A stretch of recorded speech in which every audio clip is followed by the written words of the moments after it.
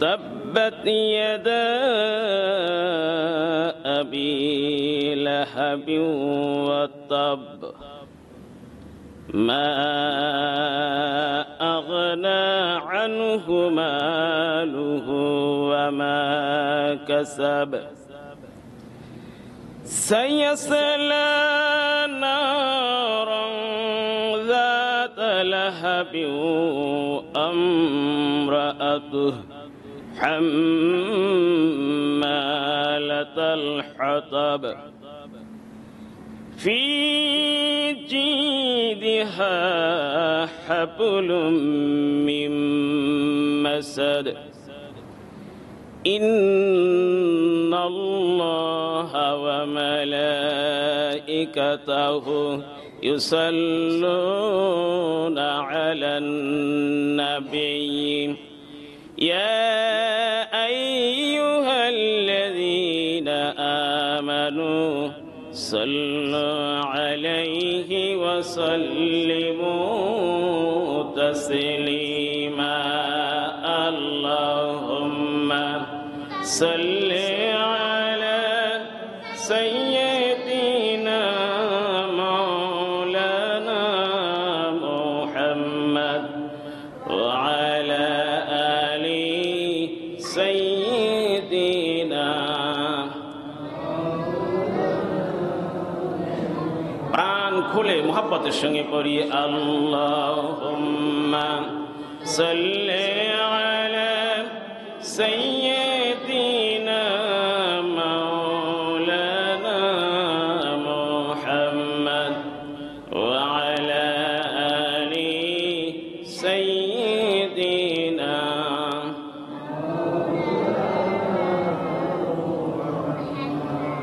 কত জানাজার পড়েছি নামাজ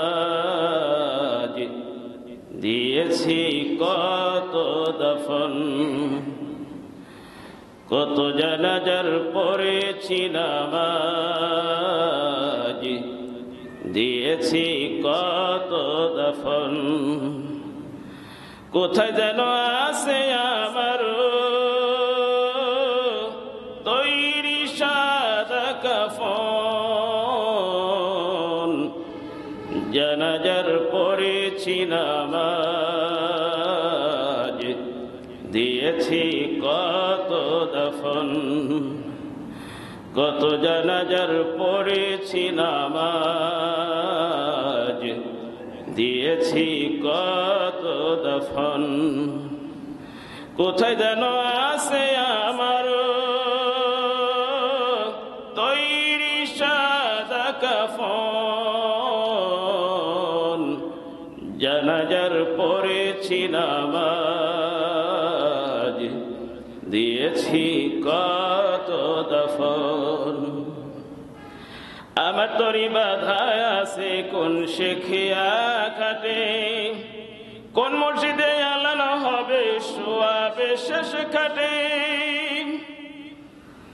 আমার তরি বাধায় আছে কোন শেখিয়া খাটে কোন মসজিদে আলানো হবে শোয়াবে শেষ খাটে কখন কোথায় করবে দাফন কখন কোথায় করবে দাফন আমাকে স্বজন জানাজার পড়েছি নামাজ দিয়েছি কত দাফন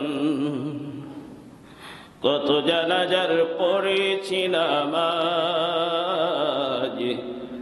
দিয়েছি কত দাফন কোন বাতাসে কোথায় যেন দুলছে বাঁশের ঝাড় কোন সে মাটি কোন কানে ডাকে রে বারবার কোন বাতাসে কোথায় যেন দুলছে বাঁশের ঝাড় কোন সে মাটি কোন কানে ডাকে রে বারবার কোথায় যেন বর জাতি কোথায় যেন বর জাতি আসে রে চারজন জানাজার পড়েছি নামাজ দিয়েছি কত দফন কত জানাজার পড়েছি নামাজ দিয়েছি কত দফন। কোথায় যেন আছে আমার তৈরি সাদা কাফন, জানাজার পড়েছি নামাজ, দিয়েছি কত দফন। আল্লাহুম্মা সাল্লি আলা মাওলানা মুহাম্মদ ওয়া আলা আলি সাইয়্যিদিনা।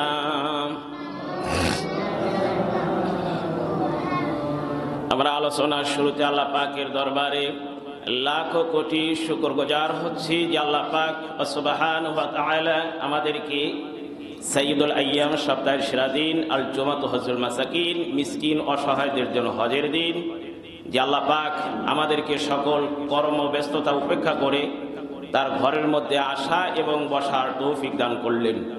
সকলে গোলামের মতো নতশিরে অন্তঃস্থল থেকে হৃদয়ের নিংড়ানো সমস্ত ভালোবাসা উদার করে দিই। প্রাণ খুলে আল্লাহ পাকের দরবারে প্রশংসা জ্ঞাপন পড়ছি আলহামদুলিল্লাহ। সকলে পড়ুন রব্বানা লাকাল হামদ হামদান কাসীরান তাইয়্যিবান মুবারাকান ফি। ইয়া রাব্বি লাকাল হামদু কামা ইয়ানবাগি লিজালালি ওয়াজহিকা ওয়া আযীমি সুলতানিক।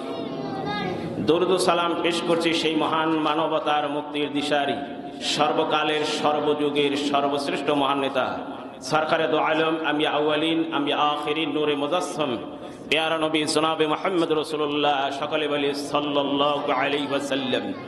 সুবহানাকা লা ইলমা লানা ইল্লা মা আল্লামতানা ইন্নাকা আনতাল আলিমুল হাকীম। নাসরুম মিনাল্লাহি ওয়া ফাতহুন করিব। হাসবুনাল্লাহু নি'মাল ওয়াকিল নি'মাল মাওলা ওয়া নি'মান নাসীর। রব্বি জিদনি ইলমা রব্বি ইয়াসসির ওয়া লা তুআসসির ওয়া তাম্মিম আলাইনা বিল খায়র। রব্বি ইশরাহ লি সাদরি ওয়া ইয়াসসির লি আমরি ওয়াহলুল উকদাতাম মিন লিসানি ইয়াফকাহু কওলি। সম্মানিত উপস্থিতি, আমি আপনাদের সামনে আজকে আলোচনা করব হচ্ছে সমাজে জ্বলন্ত লাকড়ি নিয়ে কারা বহন করে। বিষয়টা কি?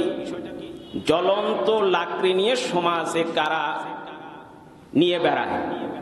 ভাই ভাইয়ের মধ্যে, পিতা পুত্রের মধ্যে, স্বামী স্ত্রীর মধ্যে, একটা পরিবারের মধ্যে আগুন জ্বালায় দেয়। সমাজের মধ্যে এক গোত্রের সাথে আর এক গোত্রের আগুন জ্বালায় দেয়। একটা দলের সাথে আর একটা দলের আগুন জ্বালায় দেয়। একটা গ্রামের সাথে আর একটা গ্রামের আগুন জ্বালায় দেয়। একটি দেশের সাথে আর একটা দেশের আগুন জ্বালায় দেয়। এই যে কারা আগুন, জ্বলন্ত আগুন নিয়ে কারা সমাজের মধ্যে ঘুরে বেড়ায়, এদের পরিচয় আমরা আজকে শুনবো। আল্লাহ পাক আমাদেরকে বলা এবং শোনার তৌফিক দান করুন। সকলে বলে আমিন। একটু মনে রাখতে হবে যে এই মানুষগুলো খুবই নিচু মানুষ হবে সমাজে।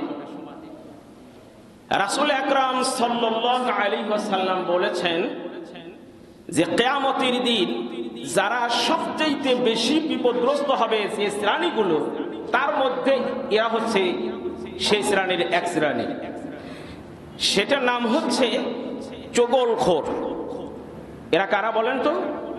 চগলখোর। চগলখোরের কাজ হচ্ছে কথা চালাচালি করে, একজনের কথা আরেকজনের কাছে, আরেকজনের কথা আরেকজনের কাছে, এইরকম লাগায় বন্ধু বন্ধুর মধ্যে ফিকশন তৈরি করে দেয়। তাদের মধ্যে এক পর্যায়ে মৃত্যু পর্যন্ত, হত্যা পর্যন্ত সংঘটিত হয়। এ সম্পর্কে হযরতে আব্দুল্লাহ ইবনে মাসউদ রাদিয়াল্লাহু তাআলা আনহু, বুখারীর বর্ণনা, রাসূল আকরাম সাল্লাল্লাহু আলাইহি ওয়াসাল্লাম তিনি সাবধান করেছেন এই চগলখোর থেকে।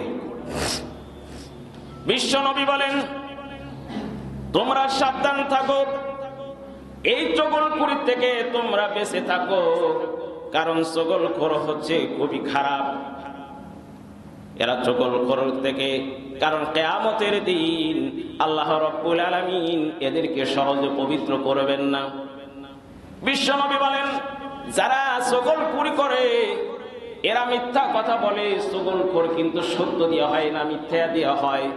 আল্লাহ রসুল বলেন, এই চগলখোর করতে করতে এক পর্যায়ে আল্লাহর খাতায় মিথ্যুকের লিস্টে তাদের নাম চলে যায়।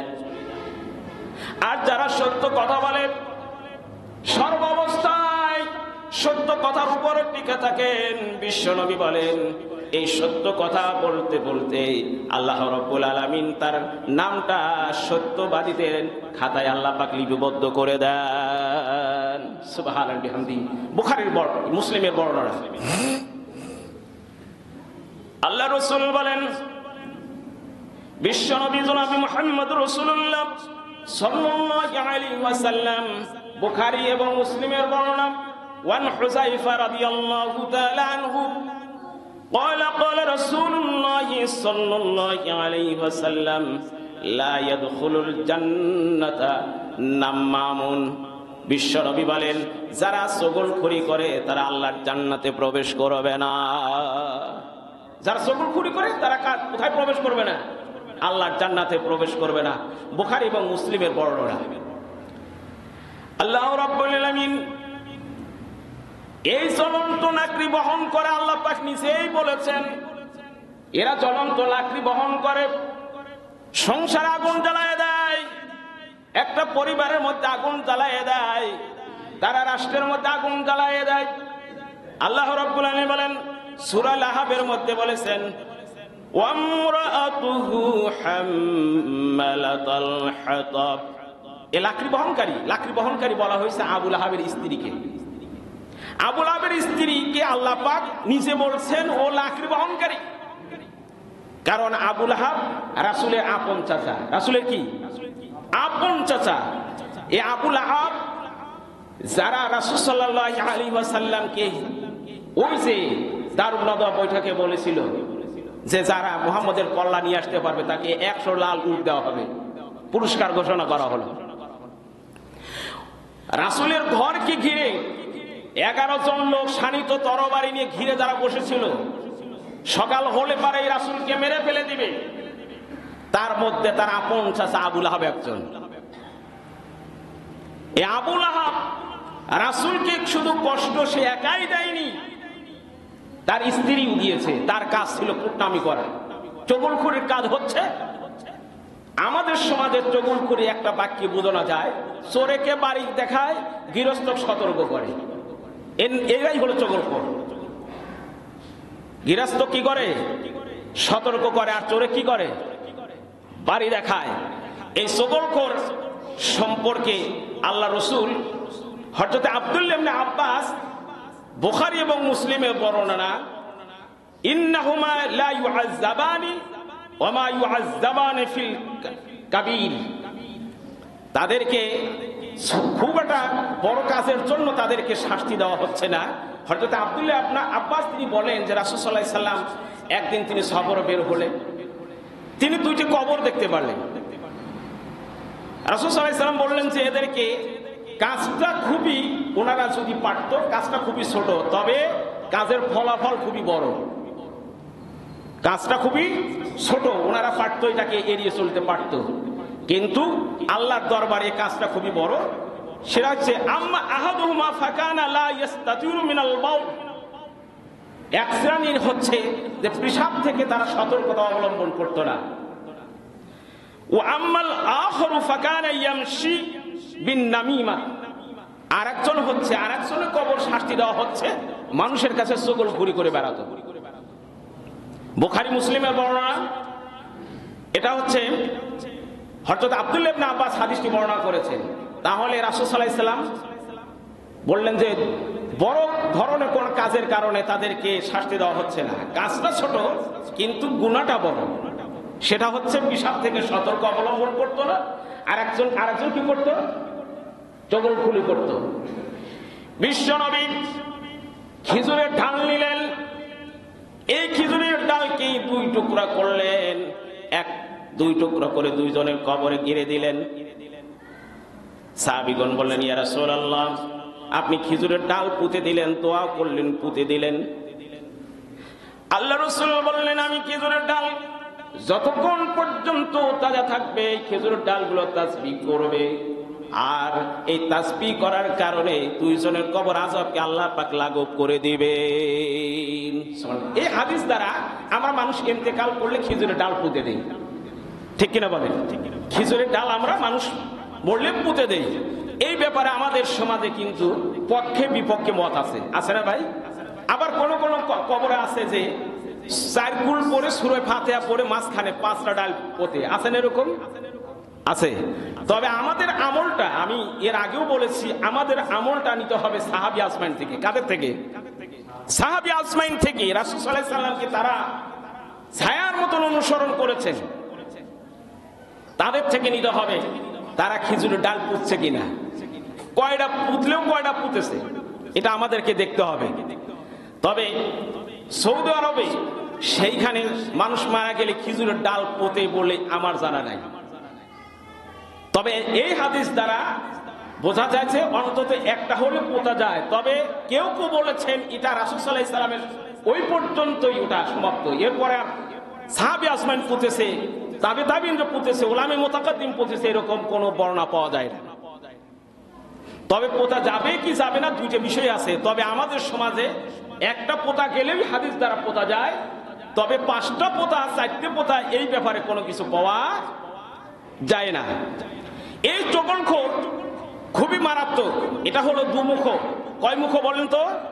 2 মুখ সাপের মতন ওরা, এদিকেও কাটে এদিকেও কাটে। সেরকম চগলখোরকে আমাদেরকে ভালো করে চিনতে হবে।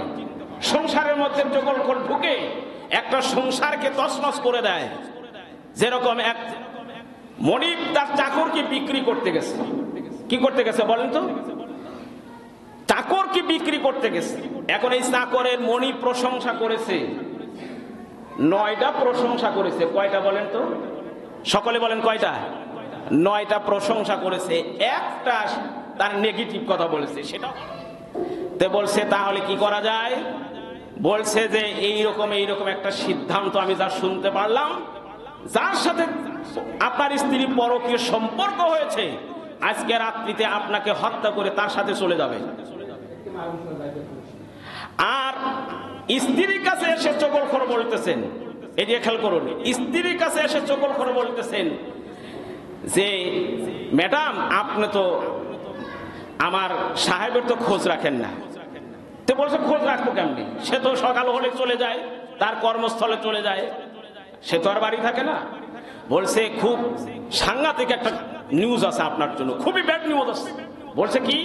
বলছে আপনার মনিব ওদিক থেকে তো আরেকজনের সাথে সম্পর্ক গড়ে ফেলছে, আরেকজনের সাথে সম্পর্ক গড়ে ফেলছে। এখন ম্যাডাম বলতেছে তাহলে কি করা যায়? বলছে এটার বিষয়ই না, আপনার ছাড়া সাহেব বুঝবেই না, আমি এমন একটা কাজ করে দেব। বলছে কি কাজ? বলছে আমি তাবিজ কবজ করতে পারি। আছেন এরকম লোক? আছে না বলেন না সমাজে? তাবিজ করতে যায়, কয় হুজুর একটা মেয়েকে তো আমি পাইতে চাই, কিন্তু আমার বসে আসে না, একটু কি তাবিজ কবজ আছে নাকি? এরকম আছে না সমাজে? আহারে, এই চাকর ম্যাডামকে বলছে, মনিবের স্ত্রীকে বলছি, এর থেকে বাঁচার আমার কাছে ভালো রাস্তা আছে, পথ আছে। বলছে কি পথ? বলছে আপনাকে আমি তাবিজ করে দেব। এই তাবিজ যদি আপনি ধারণ করেন, কোনোদিনও আপনার স্বামী অন্য কোন মহিলার সাথে সম্পর্ক গড়বে না।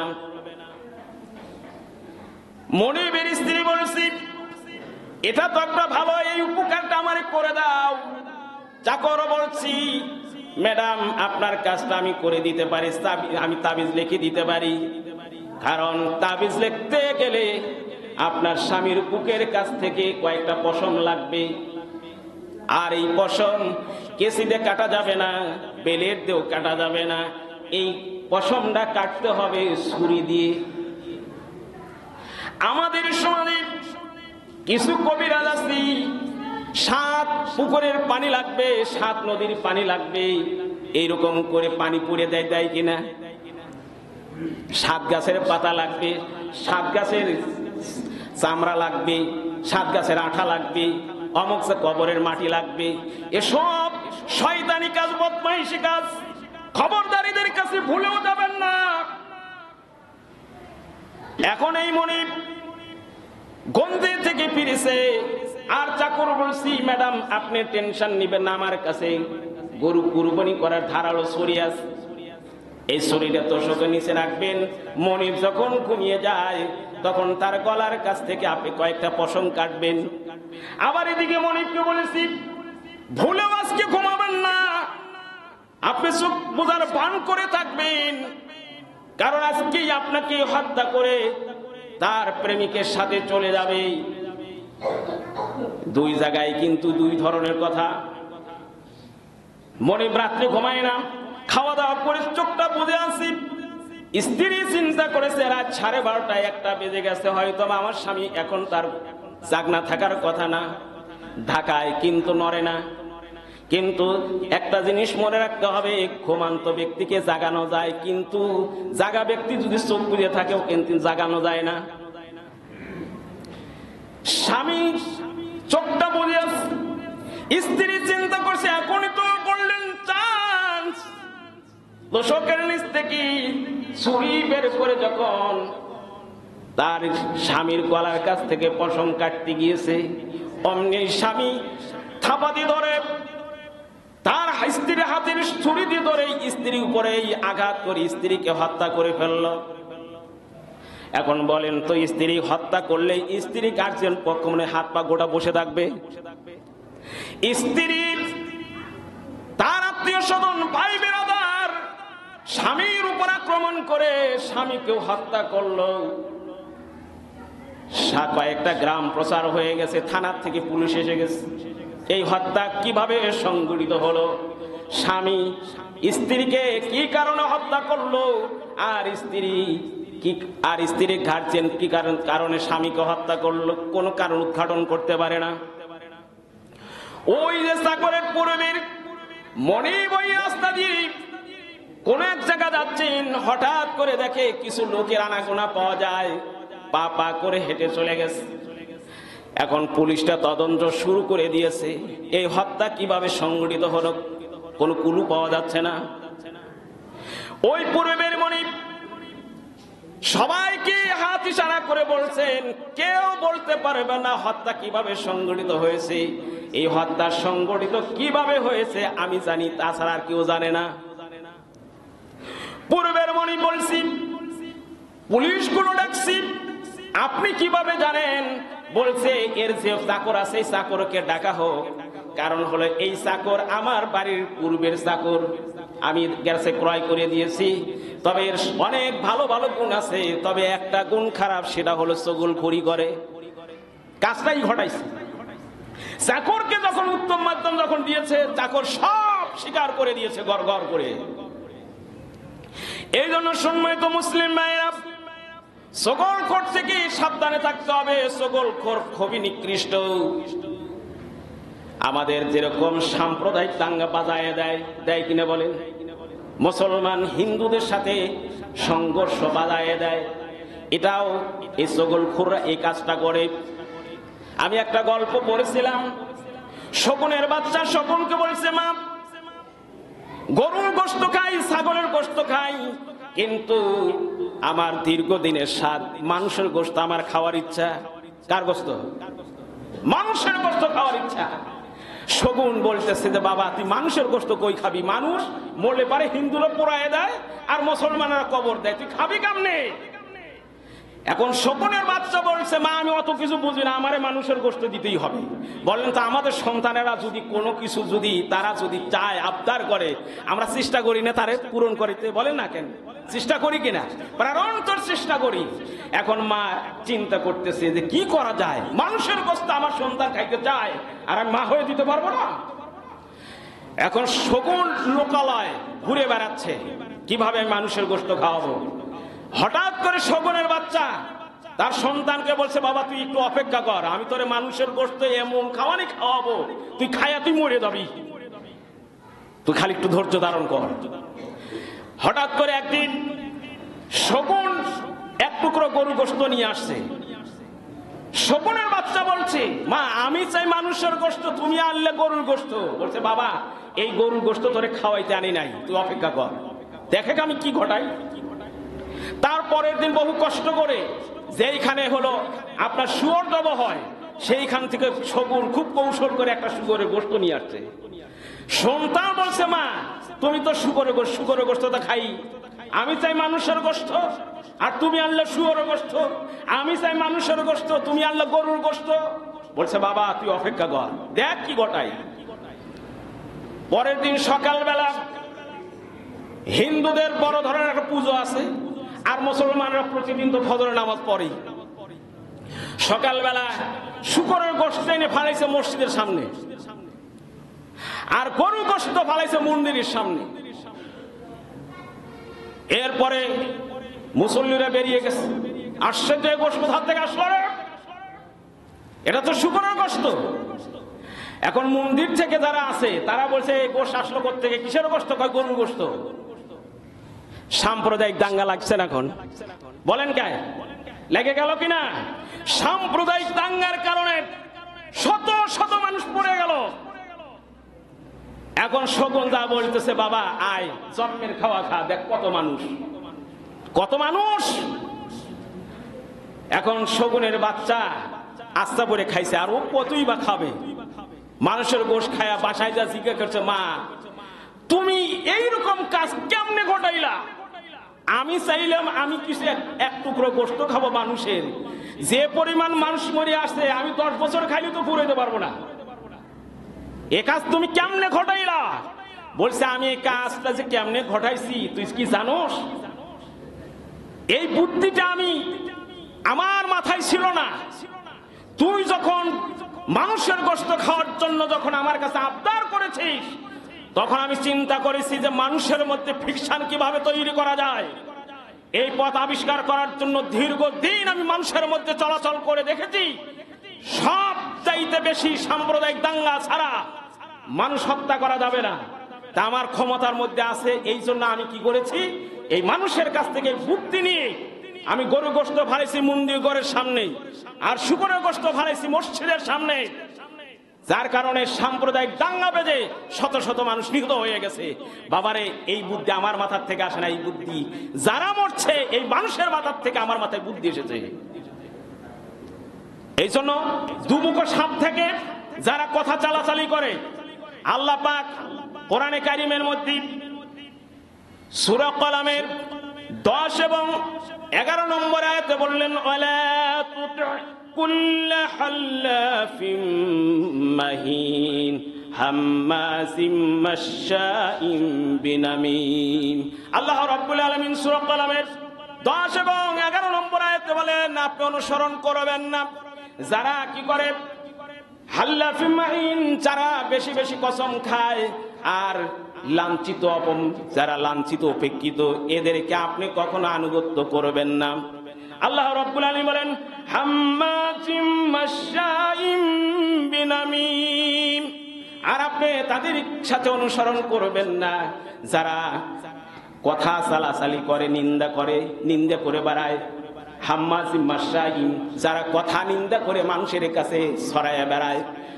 বিনামিম, আর যারা মানুষের কথা চগলখুরি করায়, একজনের কথা আরেকজনের সাথে লাগাইয়া দেয়। আল্লাহ পাক বলেন, নবী আপনি এদের সাথে সম্পর্ক রাখবেন না। যারা সম্পর্ক রাখবে মনে রাখতে হবে, আল্লাহর সাথে তার সম্পর্ক নাই, রাসূলের সাথে তার সম্পর্ক থাকবে না। কিয়ামতের দিন আল্লাহ পাক এদেরকে সহজে পবিত্র করবেন না, নিকৃষ্ট মানুষের মধ্যে তাদের আবাসস্থল হবে। আল্লাহ রাব্বুল আলামিন বললেন সূরা হামাদার প্রথম আয়াতে আল্লাহ পাক বললেন, ওয়াইলুল লিকুল্লি হুমাযাতিল লুমাযা, দুর্ভোগ প্রত্যেকের এসে সামনে নিন্দাকারী ও পিছনে গীবতকারী। আল্লাহ পাক নিজেই বলছেন এরা দুর্ভোগ, হতভাগা, যারা সামনেও নিন্দা করে পিছনেও নিন্দা করে। আল্লাহ পাক আমাদের চরিত্র থেকে এই চগলখুরির স্বভাব, বাজে স্বভাব, শয়তানি স্বভাব দূর করে দিক।